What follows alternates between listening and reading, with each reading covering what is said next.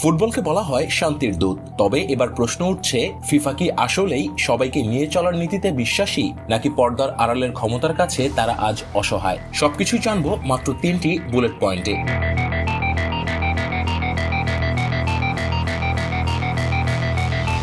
ইরানের ফুটবল ফেডারেশনের প্রধান মেহেদি তাজ যখন খেলোয়াড়দের জীবনের নিরাপত্তার কথা ভেবে ম্যাচগুলো যুক্তরাষ্ট্রে না রেখে মেক্সিকোতে সরিয়ে নেওয়ার অনুরোধ করেন, কারণ এর আগে মার্কিন প্রেসিডেন্ট যেখানে নিজেই বলেছেন তিনি ইরানি দলের নিরাপত্তার নিশ্চয়তা দিতে পারছেন না, সেখানে ফিফার পূর্ব নির্ধারিত সূচির দোহাই দিয়ে অনড় থাকা কতটা যৌক্তিক? তাহলে কি পর্দার আড়ালে কলকাঠি নাড়ছে যুক্তরাষ্ট্র?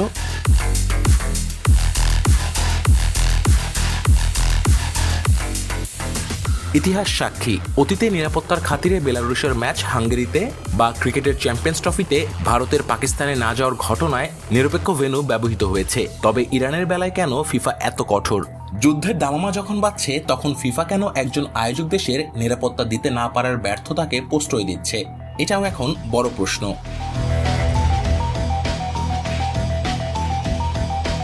টানা চতুর্থবারের মতো বিশ্বকাপে কোয়ালিফাই করা ইরানের সোনালী প্রজন্মের এই ফুটবলারদের চোখে এখন কেবলই অন্ধকার।